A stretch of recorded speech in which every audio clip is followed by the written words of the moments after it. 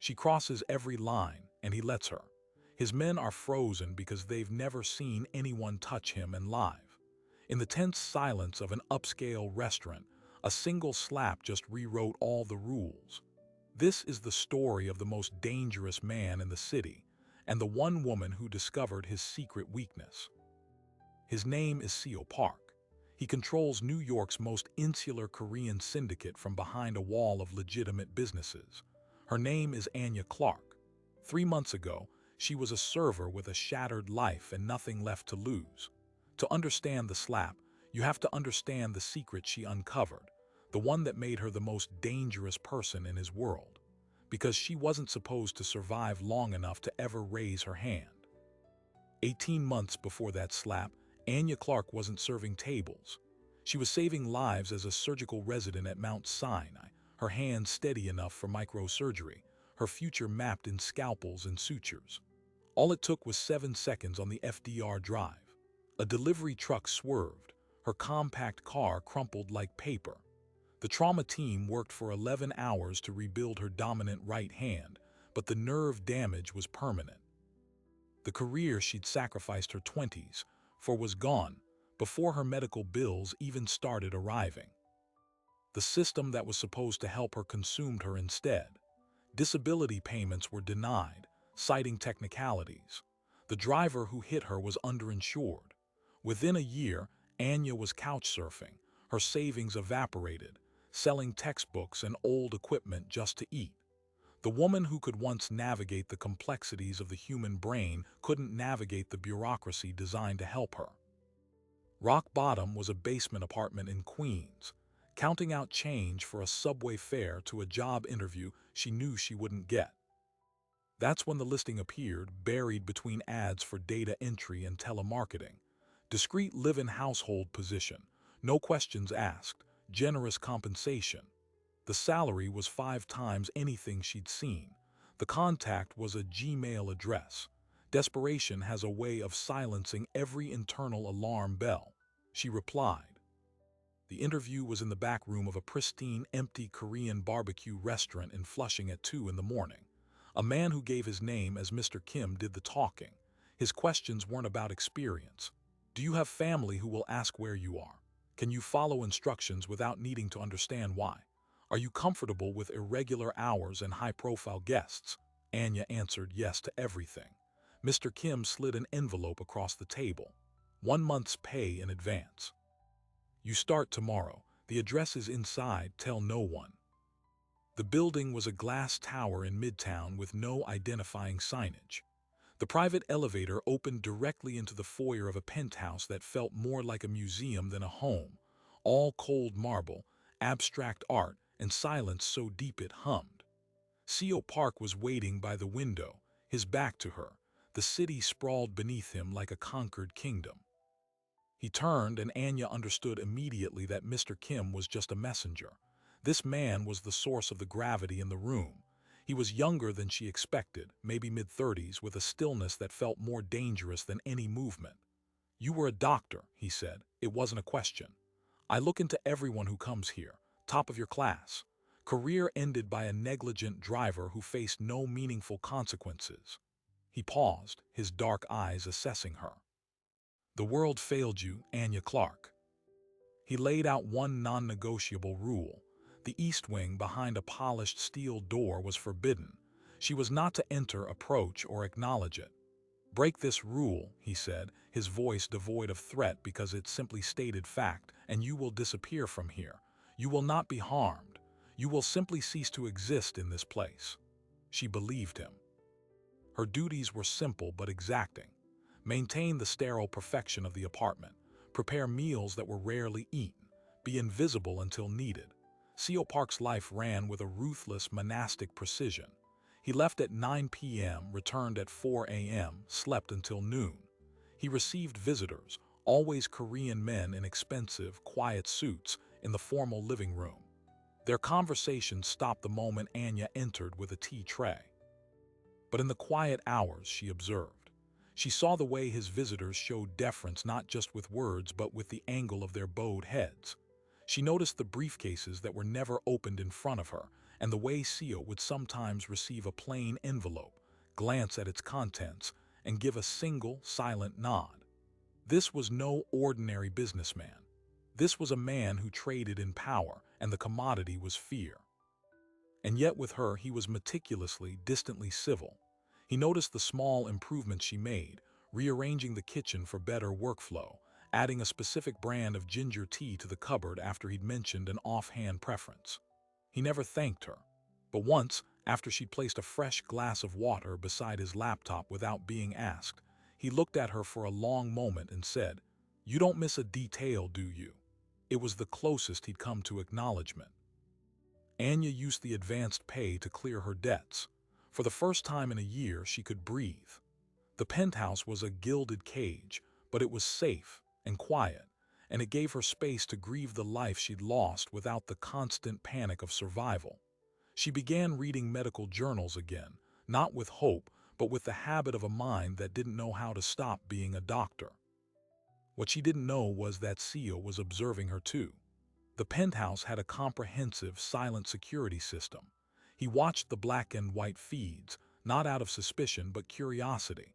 He watched her read for hours, her focus absolute.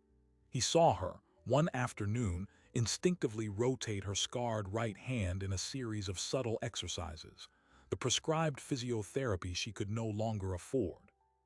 He saw the frustration on her face when the fingers wouldn't respond, and the determined calm with which she began again. It reminded him of his own early days, training his body and mind to overcome, to excel, to dominate. Her loss was different, but the discipline of the response was familiar. She was a puzzle, a person of clear, high capability, broken by random chance, now operating in his world with a quiet dignity he rarely encountered. He found himself intrigued. The first crack in their carefully constructed distance came on a rainy Tuesday. Sio had returned at dawn, unusually agitated. He dismissed his bodyguards at the elevator and went straight to the forbidden East Wing. An hour later he emerged, changed, but Anya saw what he'd missed: a small, dark smear on the cuff of his otherwise immaculate white shirt. It wasn't ink. Later, while gathering laundry, she found the shirt balled in a corner of his dressing room. The smear was rust-brown and flaky. Blood, old blood. Her medical training screamed at her, the pattern, the viscosity. This wasn't from a cut shaving. As she stood there, the steel door to the East Wing, 20 feet down the hall, seemed to pulse with a silent, terrible invitation. She washed the shirt. She said nothing. But that night she dreamed of the steel door swinging open, revealing not an office but an operating room. And she was standing over the table, her damaged hand holding a scalpel, with Sio Park as her patient. The next morning he was at the breakfast island, reading financial news on a tablet. He looked up as she set down his tea. "You washed the shirt," he said, his voice neutral. "I did," she replied, meeting his gaze. "The stain came out." He held her look for a beat too long, a silent transaction of understanding passing between them. He knew that she knew, and he knew she had chosen for now to stay silent. "That's good," he said finally, returning to his screen. The unspoken agreement was forged, but the balance of power had subtly, irrevocably shifted. Anya was no longer just staff who saw nothing. She was now a person who had seen something and chosen to look away. In Sio Park's world, that made her either a potential ally or a liability to be eliminated, and she had no idea which one he had decided she was. The tension built like atmospheric pressure before a storm. Sio's meetings became more frequent, more tense. Voices behind closed doors were sometimes raised in rapid, harsh Korean. One evening, a visitor arrived with a fresh, brutal cut across his cheekbone, barely stitched. He glared at Anya as she took his coat, as if her very witness was an insult. She began to piece together fragments. The name Yang was mentioned with a particular venom, talk of shipments and territory and respect. It was a corporate war, but one where the bankruptcy was literal. She kept her head down, her movements silent, her questions non-existent. But her doctor's mind was working, diagnosing the ecosystem of violence she was now living inside. The cliffhanger came on a night Sio was away. A pipe burst in the main bathroom, a minor flood. As Anya cleaned, moving a heavy cabinet to sop up water, a section of the baseboard came loose. Behind it, not meant to be seen, was a slim, black ledger. Water had seeped in, warping its cover. Driven by something deeper than curiosity, a need to understand the true nature of the cage she was in, she opened it. It wasn't written in Korean. It was in English, columns of dates, amounts, and initials, and one recurring, chilling entry: disposal medical waste MGMT. YG. The dates corresponded with CEO's most tense meetings. The amounts were 5 figures each. Medical waste management. Anya's blood ran cold. In her hospital days, she knew what that euphemism could mean. It was how you billed for the removal of biological material, the kind that couldn't go in a regular bag. She was staring at a financial record of murder. A soft chime echoed through the penthouse. The private elevator. CEO was home, hours early. The ledger felt like a live coal in her hands. There was no time to hide it properly. She shoved it back into the gap behind the baseboard, pushing the cabinet roughly against it just as the elevator doors sighed open. She stood up, wiping her wet hands on her apron as CEO Park stepped into the foyer. He wasn't alone. Mr. Kim was with him, and both men's faces were granite. CEO's eyes went from Anya's face to the flooded bathroom to the slightly askew cabinet. His gaze lingered there for a heartbeat that felt like an eternity. "Anya," he said, his voice dangerously quiet, "what exactly have you been cleaning up?"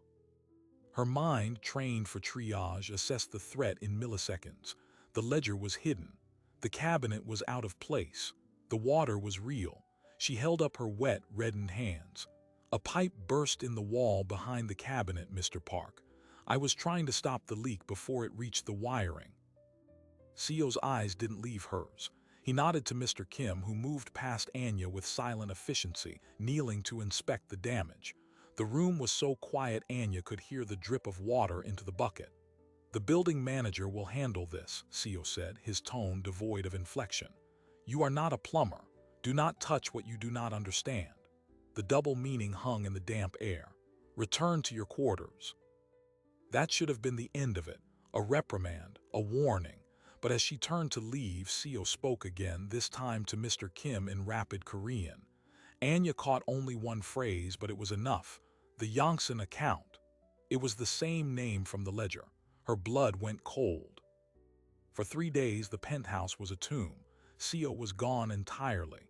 Mr. Kim appeared twice with teams of men who carried sealed boxes from the East Wing. The tension was a living thing, coiled in the empty space. Anya cleaned surfaces that were already spotless, her mind racing over the ledger's entries. Disposal. YG Yang. It wasn't just a business rival. It was a person. And the ledger suggested CEO was paying for his removal. On the 4th night, the elevator chimed at 3 a.m. Anya, unable to sleep, heard the heavy, uneven footsteps. Not CEO's precise gait. She peered through her cracked door and saw Mr. Kim half dragging another man into the living room. The man was moaning, his suit jacket dark and slick across the abdomen. Blood. Her medical instincts fired before her sense of self-preservation could stop them. She was in the hallway, her doctor's voice cutting through the grunts of pain. "Put him on the floor. Flat. Now." Mr. Kim froze, startled by her sudden authority. CEO emerged from the East Wing, his shirt sleeves rolled up. He took in the scene, Anya kneeling beside the wounded man, her hands already assessing the wound. "It's a through and through," she said, her voice clinical. "Low caliber, missed major arteries or he'd be dead already, but he's losing blood. You have a first aid kit, real supplies, not band-aids." CEO studied her for a heartbeat that felt endless, then gave a sharp nod to Mr. Kim. "Get the black case from my office." What followed was a surreal, blood-soaked echo of her former life. Under the penthouse's cold designer lights, with Mr. Kim holding a flashlight, Anya worked. Her scarred hand trembled at first, but the muscle memory was deeper than nerve damage. She cleaned, packed, and sutured with a focus that shut out the world, the men, the terrifying context. The patient was a stranger, but the problem was familiar. Save the life in front of you. When she tied off the last stitch, The room was silent except for the wounded man's ragged breathing.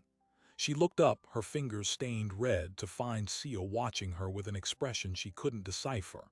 Not gratitude, not anger, a reassessment. "His name is June," Sio said finally. "He works for me. You just saved a life that would have been inconvenient to lose." He paused. "You did not hesitate." "You didn't stop me," Anya countered, wiping her hands on a towel. "No, I didn't." He gestured for Mr. Kim to take June to a guest room. When they were alone, Sio didn't move. "You saw the ledger." It wasn't a question. Anya's breath caught. Denial was pointless. "Yes." "And what did you conclude, doctor?" "That you're paying for bodies to disappear." The words hung in the air, brutal and plain. Sio's mouth tightened, not in anger but something closer to disappointment. "You saw a column of numbers and jumped to the most dramatic conclusion, typical of Western minds." He walked to the window. "Yang runs a counterfeit pharmaceutical ring. Fentanyl, oxy, cut with everything from baking soda to battery acid. It's killed 17 people in Queens and Brooklyn in 6 months. Teenagers, grandmothers. Medical Waste Management is the shell company he uses to launder the profits." Anya's mind reeled, trying to recalibrate. "The payments are not for murder. They are for information, for turning his distributors, for buying the evidence that will put him in a federal prison for 3 lifetimes." Sio turned back to her. "The man you just stitched up was shot because he retrieved a hard drive from one of Yang's labs. The blood on my shirt that you washed out was his brother's, who wasn't so lucky." The pivot was vertiginous. The monster she thought she was serving might be hunting a different monster. "Why are you telling me this?" "Because you are now in the middle of it," he said, his voice low. "Yang knows I have someone new in my home. He will assume you are an asset, a confidant.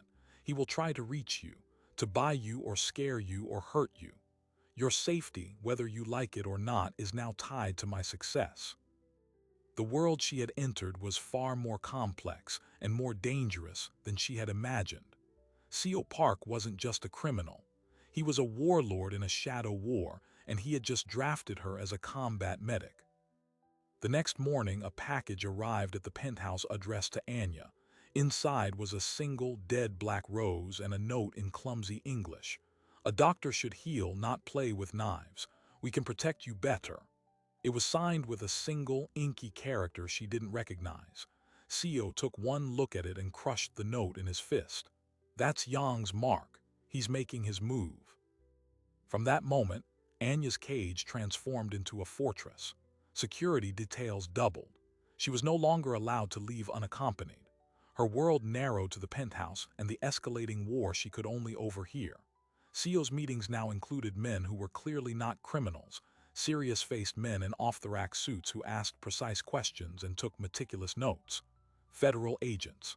Seo was playing a dangerous game, feeding information to the authorities while maintaining his own empire. Anya became an unwilling archive of secrets. She served tea while Seo and a man from the DEA discussed drop locations and wire transfers. She overheard phone calls detailing Yang's movements. She was a ghost in the room, seeing the intricate clockwork of a takedown from the inside. The moral lines blurred until they were indistinguishable. Was Seo a hero, a villain, or simply a pragmatist cleaning up his neighborhood to protect his own business? Her answer came during a stormy night a week later. Seo returned alone, soaked to the skin, a wild, uncharacteristic fury in his eyes. He went straight to the East Wing and didn't emerge for hours. When he did, he went to the wet bar and poured 3 fingers of whiskey, his hand shaking. "They took a kid," he said, not looking at her. She hadn't realized she was still in the room. 14 years old, a runner for Yang. He tried to switch sides, bring us a sample of a new batch. They carved him up and left him in a dumpster behind his mother's restaurant. He drained the glass. "The mother runs the books for my dry cleaner. She asked me for protection. I told her it was handled." The raw human anger in his voice was more shocking than any cold threat. This wasn't about territory. This was personal. Anya saw it then, the code he lived by. You protected your people, your community. Your debts were personal. Yang's violence was indiscriminate, a toxin. Seo was surgical, a response. The distinction mattered. "I want to help," she heard herself say. He looked at her then, truly looked at her, seeing past the employee to the woman who had saved a life on his floor.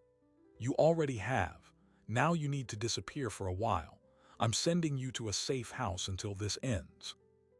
But Anya shook her head, a stubborn defiance rising in her chest. She was tired of being a piece moved across a board. "No, you're using medical forensics to track the bad batches, aren't you? To link them to Yang's labs. Let me see the data. You have a former doctor in your house. Use me." The gamble was immense. She was asking to cross the final boundary, to enter the Forbidden East Wing not as a cleaner but as an asset. Seo stared at her, calculating the risk, the reward, the unpredictable variable that was Anya Clark. Finally, he walked to the polished steel door and input a code. The lock disengaged with a heavy thunk. "Don't touch anything but the files on the desk," he said, holding the door open. It wasn't an invitation, it was a test. The room beyond was not a den of villainy. It was a clinical, high-tech command center. Banks of monitors showed security feeds, financial graphs, and maps dotted with red and blue markers. On the central desk lay a stack of autopsy reports and lab analyses. Anya's world clicked back into a terrible, familiar alignment. This was a language she understood. For the next 6 hours, she worked alongside Seo, her medical knowledge parsing the toxicology reports, identifying the unique chemical signatures of Yang's operations. She pointed out inconsistencies a non-doctor would miss. The presence of a rare binding agent used only in one specific burrow. It was the break they needed. As dawn broke, Seo made a series of calls. The net was closing. He turned to her, exhaustion and something else, respect in his face. "You have a unique talent for finding the truth in a mess, doctor." But the victory was short-lived. As Anya returned to her room, her phone, a cheap burner Seo had given her, buzzed with an unknown number. A text contained a single image, a grainy, long-lens photo of her leaving her old apartment building months ago. The follow-up text read, "The good doctor has a mother in Tampa. Would be a shame if her bridge game got interrupted." Yang hadn't tried to buy her. He had found her pressure point, and he was about to squeeze. Anya stood frozen, the phone feeling like a live wire in her hand. She had two choices: run to Seo and drag him deeper into her personal nightmare, or handle it herself and risk everything. She made her decision, her fingers typing a reply before fear could stop her. "Leave her out of this. What do you want?" The answer came instantly. "A meeting, tonight, you alone. Or Mommy gets a visit from my associates in Florida." The trap was set, and Anya, for the first time since the accident, felt the terrifying, clarifying surge of being back in control of a crisis. She knew exactly what she had to do, and it involved breaking every rule Seo Park had ever given her.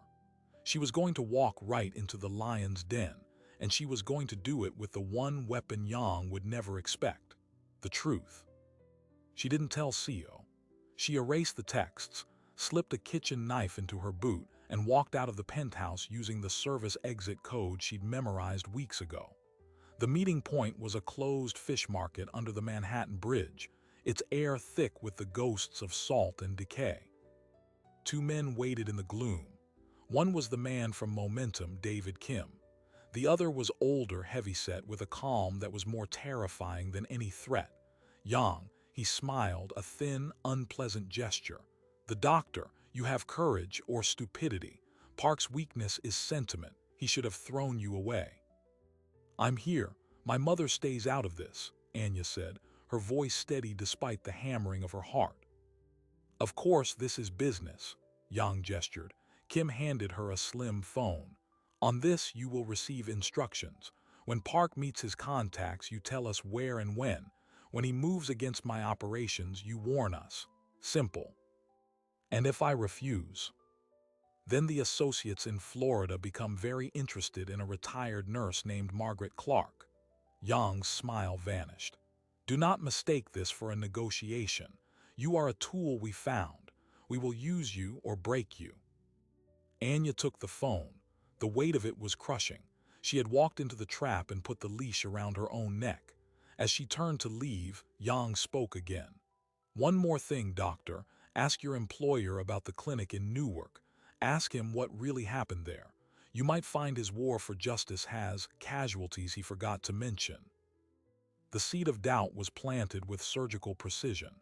She returned to the penthouse as dawn broke, expecting chaos, expecting Sio's fury. Instead, she found him in the kitchen making tea. He didn't look up. "The safe house is ready. You leave in 1 hour." "I went out," she said, the confession torn from her. "I know." He finally looked at her. His eyes were cold, but not with anger, with something worse, disappointment. "My team tracked your phone the moment you left the perimeter. I heard every word of your conversation with Yang through the microphone in your coat button." Anya staggered, the betrayal of her own attempt at heroism crashing down on her. "You let me walk into that. I needed to confirm what he wanted. Now I know. He wants to turn you into his eyes inside my home." Sio poured 2 cups of tea. "The clinic in Newark. He told you to ask me about it." The sudden shift threw her. "Yes." Sio's jaw tightened. For the first time, she saw a flicker of genuine pain in his expression. "My younger sister, Mina, she was lost to addiction, to Yang's poison. The clinic was a place that promised help. They took my money and gave her a bed in a room full of sickness. She caught an infection. The doctor was drunk. She died 2 days later." He placed the teacup down with infinite control. "The casualty, I forgot to mention, was my reason for starting this war. Yang didn't just sell the drugs.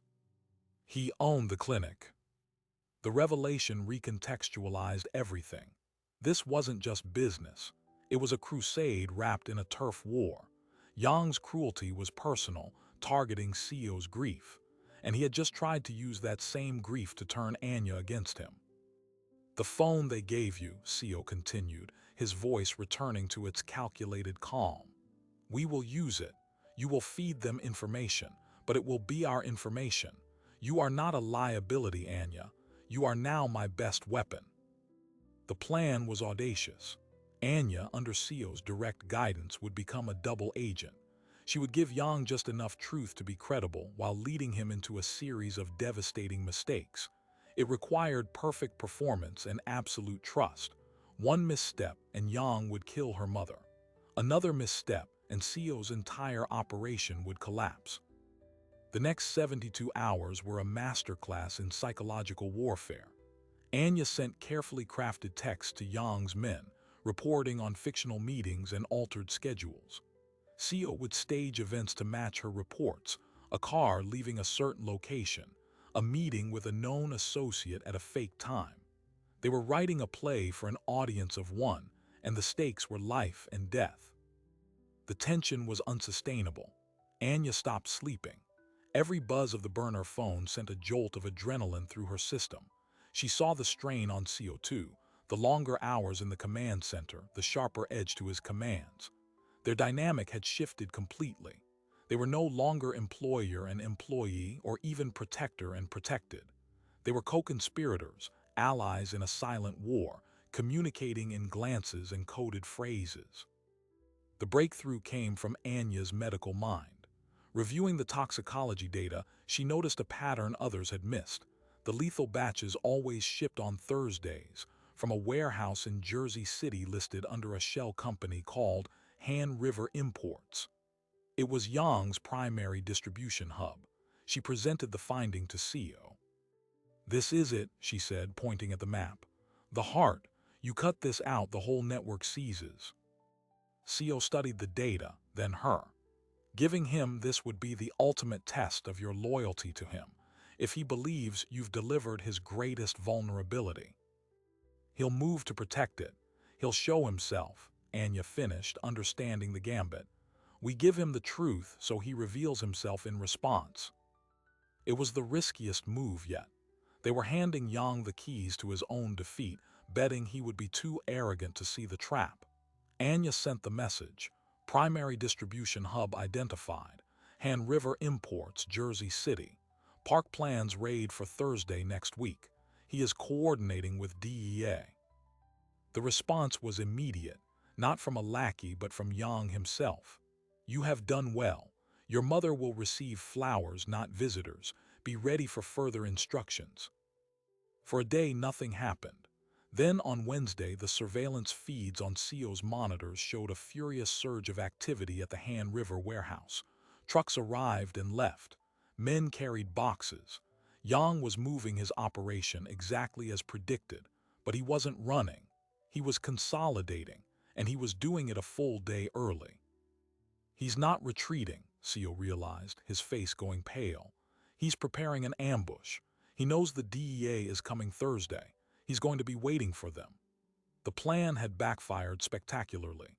Instead of flushing Yang out, they had handed him a chance to massacre federal agents and wipe out CO's credibility with the authorities in one bloody stroke. Panic threatened to choke Anya. We have to warn them, call off the raid. It's too late, CO said, already grabbing his jacket. The operation is greenlit. They move at dawn. The only way to stop a massacre is to get there first.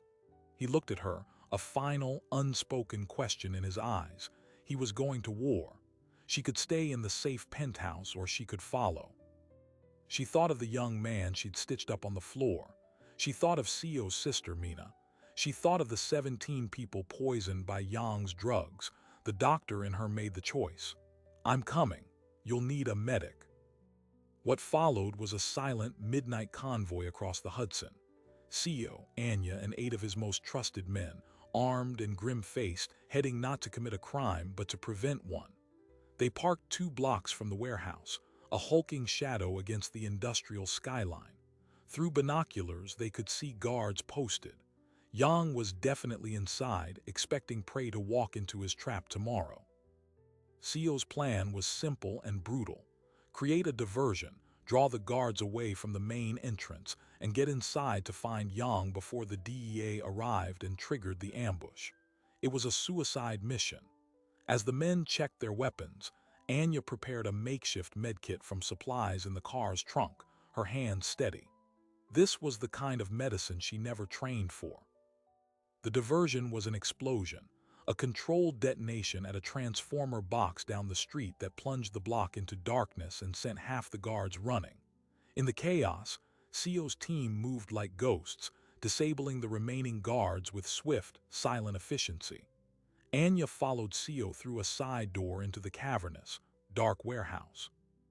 The air was cold and smelled of chemicals and stale cardboard. They moved between towering shelves, the only light from their tactical flashlights. Then, from the warehouse office above, they heard voices. Yang's and another's, a voice Anya recognized with dawning horror. It was Agent Miller, the serious-faced DEA agent who had met with CO in the penthouse. You assured me Park would be here with his men, Miller was saying, his voice tense. He will be, Yang replied, smooth as oil. My source is impeccable. You get your big arrest, I get my competition removed. A profitable partnership. The truth detonated in the dark. The ultimate betrayal. The federal agent CO had been feeding information to was on Yang's payroll.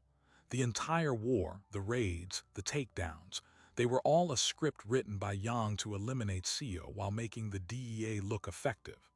Anya wasn't the only double agent. The whole operation was a hall of mirrors. CO's face, illuminated in the stark beam of his own flashlight, showed no surprise, only a weary, furious acceptance. He had suspected a leak. He never imagined it was the man at the top. The doctor, Miller said, is she reliable? For now, she believes her mother is in danger. Sentiment makes people predictable. Once Park is in custody, we'll clean up that loose end too. In that moment, crouched in the dark, Anya understood the full, horrifying scope of the game. She was never meant to survive this. She was a disposable prop in Yang's play. Her mother was a hostage to her cooperation, and her death was already written into the third act. CO met her eyes. In them she saw a silent apology and a final, desperate plan forming. He pointed to her, then to a stack of crates near the office stairs. He pointed to himself, then to the other side. He mouthed two words, "Create a distraction." He was going to walk into the lion's den, and he was giving her a chance to run. Anya shook her head violently. He nodded once insistently. It was an order, the last one he would ever give her. He took a deep breath, checked his weapon, and stepped out of the shadows into the pool of light beneath the office. "Looking for me?" he called out, his voice echoing in the vast space. Above, there was a sudden scramble. Yang appeared at the railing, a look of triumphant shock on his face. Agent Miller drew his service weapon. Sio stood alone, exposed, a target. Anya's mind raced. A distraction. She looked at her makeshift medkit, at the chemical supplies on the shelves around her. Alcohol, solvents. Her eyes landed on a large, half-empty drum labeled flammable. A doctor's knowledge of chemistry and a survivor's instinct for chaos merged into one terrible idea. She grabbed a roll of bandages, soaked it in a puddle of leaked solvent, and tied one end to an arrow of broken pallet wood. She fumbled for the cheap lighter in her pocket, her damaged hand fumbling. Above, she heard Yang shout, "Take him." The lighter sparked. Once, twice. On the third try, the bandage caught with a asterisk whoosh asterisk. She stood up, aimed at the base of the flammable drum, and threw her burning javelin with all her strength. It fell short, skittering harmlessly across the concrete. The flame guttered, about to die. It was over. Then a shot rang out from the office. Not at Sio, at the drum. Agent Miller, thinking it was an attack, had fired. The bullet struck the metal with a sharp asterisk ping asterisk, and a spark flew. The world turned white, then orange, then roared. The explosion wasn't Hollywood huge, but it was perfect. It blew the drum apart, sending a wave of fire across the chemical-spilled floor, creating an instant, roaring wall of flame between Sio and the office stairs. The distraction was catastrophic, and it worked. In the chaos of heat and light and screaming men, Sio vanished into the smoke. Anya, coughing, her ears ringing, crawled behind the crates. She heard shouts, more gunshots, the sound of fleeing footsteps. The fire was spreading, hungry for the cardboard and wood of the warehouse. She had to move. She stumbled toward the side door they'd entered, the heat blistering on her skin. She burst out into the cold night air, gasping just as the first DEA sirens wailed in the distance, the real raid arriving early, drawn by the explosion. She turned back once. Through the flaming doorway, she saw no sign of Sio. The warehouse was an inferno. She had saved him by burning everything down, and in doing so, she had just made herself the most wanted witness to a conspiracy that reached into the highest levels of law enforcement. Yang and Agent Miller would know she was there. They would know she heard everything. She was no longer a tool or a pawn or a doctor. She was the one loose end who could unravel it all. And she was standing alone on a Jersey City street with no money, no phone, and no one left to trust. The game was over. Now came the hunt. For 72 hours, Anya Clark disappeared. She used $10 in change from her apron to take a bus to Newark, then walked until she found the only sanctuary she could think of, the overgrown, closed-down clinic where Sio's sister had died. She broke a basement window and crawled into the damp, dark stillness. It was a tomb, but it was a tomb Yang would never think to look in. Her medical knowledge turned to survival skills, assessing the stagnant water for pathogens, rationing the protein bars from her pocket. She waited, not for rescue, but for clarity. On the second night, huddled under a mildewed blanket, she heard the softest scrape of a footstep above. Her hand closed around the kitchen knife. A beam of light cut through the darkness, finding her. It wasn't the harsh white of a police torch. It was the warm gold of a penlight. The beam lowered, illuminating the face of the man holding it, Mr. Kim, and behind him, Sio Park. He looked older, a fresh burn tracing his jawline, his clothes covered in soot and ash. But he was alive. He said nothing, just looked at her hiding in the ruins of his greatest regret and gave a single, slow nod of understanding. He had known exactly where she would go. Back in a safe house, a modest, anonymous apartment in Staten Island, the full picture emerged. The warehouse fire had been contained. Yang and Agent Miller had escaped, but the botched ambush had exposed their alliance. The DEA, to contain the scandal, had quietly opened an internal affairs investigation and disavowed Miller. Yang's organization was in chaos, his credibility shattered. But both men were still free, and both knew Anya was the key witness who could send them to prison for life.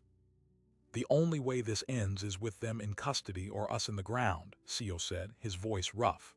"They will make a move, soon. They need to silence you." Anya, cleaning the cut on his jaw from a piece of flying debris, didn't flinch. "Then we don't wait, we make the move. We use what they want. What they want is you dead." "No," she said, meeting his eyes in the bathroom mirror. "What they want is control. They want to prove they can still reach me and through me break you, so we let them reach me, publicly. Somewhere they think they have the advantage." Sio understood immediately. The restaurant, my restaurant. He owned the upscale Korean steakhouse where Anya had originally interviewed with Mr. Kim. It was his most visible legitimate front, a place he frequented, surrounded by his own staff. To Yang, it would look like a show of strength, a return to normalcy. The perfect place to make a statement. The plan was set for Friday night. Anya would return to work as if nothing had happened, serving tables in her uniform. Sio would dine alone at his usual corner table. His security would be visible but not overly heavy. They were dangling the bait. The only question was whether Yang would be arrogant enough to bite. The night arrived. The restaurant hummed with the quiet chatter of the wealthy and oblivious. Anya moved through the dining room, delivering plates of Korean barbecue, her hands steady, her heart a drum in her chest. Sio sat reading a newspaper, the picture of calm. Every nerve in her body was screaming. Right on schedule at 8:45, Yang walked in. He wasn't alone. Agent Miller, now stripped of his badge but not his arrogance, was with him along with two hulking bodyguards. They didn't approach Sio. They took a table in the center of the room, directly in Anya's section. The message was clear: we are here. We own this space. And we own you. Yang smiled at Anya as she approached. "Dr. Clark, what a surprise. We heard you had left the city." "My responsibilities brought me back," she said, her voice flat. "Good, we'll have the tasting menu. And a bottle of your most expensive soju asterisk. Put it on Mr. Park's tab." It was a blatant public insult. Throughout the meal, Yang and Miller held court, their laughter too loud, their gestures too broad. They were performing, trying to provoke a reaction from the stoic figure in the corner. Sio didn't look up from his paper. Anya continued her work, every pass by their table feeling like walking a tightrope over a pit of snakes. Then, as dessert was served, Yang grabbed Anya's wrist as she set down a plate. His grip was vice-like. "Tell me, doctor," he said, his voice low enough that only she could hear. "Does your mother know what a disappointment you turned out to be? Working tables, living with criminals." He leaned closer. "I have a man outside her retirement community right now. One word from me and he pays her a visit. Smile for me. Show your boss you're happy in your new role." The threat was immediate, personal, and delivered with a sadistic smile. The entire restaurant had gone quiet, watching. Sio had finally lowered his newspaper. His bodyguards, stationed by the door, had tensed but held their positions, awaiting a signal that didn't come. Anya looked at Yang's hand on her wrist, then at his smug, triumphant face. She thought of the car crash that took her career, of the bureaucratic machine that took her savings, of the man who took her mother's safety. She thought of Sio's sister, Mina, dying in a clinic like the one she hid in. A lifetime of being acted upon, of having her fate decided by others, crystallized into a single, white-hot point of agency. She didn't pull her wrist away. She yanked it forward, pulling Yang slightly off balance. Then, with every ounce of strength left in her damaged body, with the precision of a surgeon making a final, decisive incision, she swung her other hand. The slap echoed through the silent dining room like a gunshot. Yang's head snapped to the side. A perfect red handprint bloomed on his cheek. For a second, there was only shocked silence. His bodyguards lunged forward. Agent Miller half rose from his seat. But they all froze, their eyes locked not on Anya but on CO Park. He had stood up slowly, deliberately. He didn't look at Yang or at his guards. He looked only at Anya, his expression unreadable. Then he did the unimaginable. He gave a slight, almost imperceptible bow of his head, not to Yang, to her, an acknowledgement, a transfer of authority. In that moment, everyone in the room understood the truth. The slap wasn't an insult to Yang. It was a message from CO delivered by Anya's hand. It said, "This woman is under my protection. Your threats are meaningless. You are already defeated." By not retaliating, by accepting the slap as if it were his own will, Yang was publicly stripped of his power. To strike back now would be to admit the slap had meaning, that he was provoked by a servant girl. He would lose face completely. Yang understood. The fury in his eyes melted into humiliated confusion, then into dawning horror. He looked from Anya's defiant face to CO's calm one, and he saw the trap. The public setting, the witnessed insult, the calculated non-reaction. This was the checkmate. If he reacted with violence, CO's men would have justification to take him down in defense. If he did nothing, he was a laughingstock, his authority evaporating before his own men. He chose wrong. With a guttural shout, he shoved the table over, reaching for a weapon under his jacket. That was the signal. It wasn't CO's bodyguards who moved first. It was the suited businessmen at the neighboring tables, the elderly couple in the corner, the waitstaff in the kitchen doorway. In a synchronized flash, badges were drawn, weapons aimed. The DEA Internal Affairs team, along with federal prosecutors, had been seated around them the entire evening, witnessing the threats, recording the extortion. Agent Miller was tackled before his hand cleared his jacket. Yang's bodyguards were disarmed in seconds. The entire restaurant had been a wiretap, a stage, and a courtroom. The slap was the gavel. In the chaos of arrests, CO walked calmly to where Anya stood, still trembling with adrenaline. The room was a whirl of shouted orders and clinking handcuffs, but between them there was silence. He reached out and gently straightened the collar of her uniform, his fingers brushing her neck where the jade pendant had once hung. "You used my sister's memory as a shield," he said quietly, "and you turned their cruelty into their confession. That was not the action of a servant or a doctor or a pawn." He searched her face. "That was the action of a partner." The fallout was swift and public. Yang, Agent Miller, and 12 associates were indicted on a litany of charges ranging from racketeering to attempted murder of a federal witness, Anya. The scandal rocked the DEA, leading to sweeping reforms. The story made headlines, though Anya's name and photo were kept out of the press, a condition of her testimony. CO's organization, having cooperated extensively to bring down a corrupt agent and a lethal drug network, underwent a profound transformation. The legitimate businesses were strengthened. The shadow operations were dissolved. The war was over. 2 months later, Anya stood not in a penthouse, but in a sun-filled office overlooking the East River. The brass plaque on the door read, "Clark Park Foundation, Medical Advocacy and Victim Support." CO had kept his word. The foundation was real, funded by his divested assets, its mission to help people like his sister and like Anya, people broken by systems, by violence, by chance. He entered, holding 2 glasses of water. "The board approves of the clinic initiative. They want your proposal for the Newark location by next week." She took the glass, a real smile touching her lips for the first time in what felt like years. "It's a start." He nodded, looking out at the river. "When you slapped him, you knew I would not stop you." "I knew you would understand why I had to," she corrected softly. "It wasn't for him. It was for every person he thought he could own. It was for me." He finally looked at her, and in his eyes she saw the ghost of that faint smile from the restaurant, the one that had confused his men and sealed Yang's fate. It was a smile of recognition, of equals. "The world sees a former crime boss and a doctor with a damaged hand," he said. "They don't see the truth."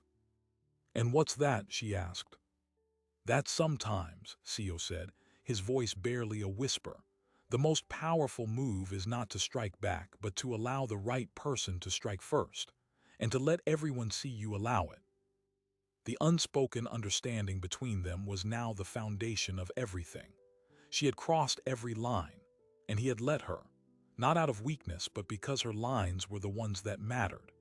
They had built a new world from the ashes of the old, not by forgetting who they were, but by using every scar, every skill, every secret to forge something stronger. In the end, the slap heard through the silent restaurant wasn't an act of violence. It was a declaration of independence, a transfer of power, and the first step on a new path for both of them. And that, perhaps, is the greatest revenge of all. So what does this story tell us about power? That it isn't about who holds the weapon, but who holds the truth. That the most dangerous person in any room isn't the one who commands fear, but the one who has nothing left to lose and everything left to prove. Anya Clark and C.O. Park were both broken by a world that trades in cruelty and chance. One broken by random violence, the other by calculated betrayal. And from those broken pieces, they built something the system never could, a form of justice that understood both the scalpel and the street. Their story forces us to ask uncomfortable questions. Where do we draw the line between criminal and crusader, between revenge and redemption? Sometimes, the only way to dismantle a corrupt machine is from the inside, using its own rules against it. And sometimes, salvation comes from the most unlikely sanctuary, a gilded cage that becomes a forge, and a prison that becomes a partnership. The Clark Park Foundation now operates 3 community clinics and funds legal advocacy for victims of violent crime. It is a legacy built not on blood money, but on blood spilled, a permanent, public answer to the private war they fought. C.O. Park is listed as a philanthropist. Anya Clark is listed as the director. The official records tell a neat, clean story, but we know the messy, brutal human truth underneath. In the end, the slap was more than a moment of defiance. It was a line drawn in the sand of a restaurant floor, a declaration that some lines are meant to be crossed, and that true power lies not in never being touched, but in choosing who gets to touch you and why. It was the sound of a debt being called in, a balance being restored, and a new chapter being written with a single, resonant crack. History is written by the victors, but sometimes the most interesting stories are written by the survivors, the ones who looked into the abyss, saw their own reflection, and decided to build a bridge across it instead. Anya and Sio built that bridge, and in doing so they proved that even in the darkest shadows, we still have a choice, to be defined by what breaks us, or to be redefined by what we build from the pieces. If this story of shattered dreams and unexpected alliances resonated with you, if it made you think about the hidden battles people fight every day, then do me a favor. Hit that subscribe button and let me know in the comments where you're watching from. Your support helps us bring more deep dive documentaries about the real stories behind the headlines. Thanks for watching. Until next time.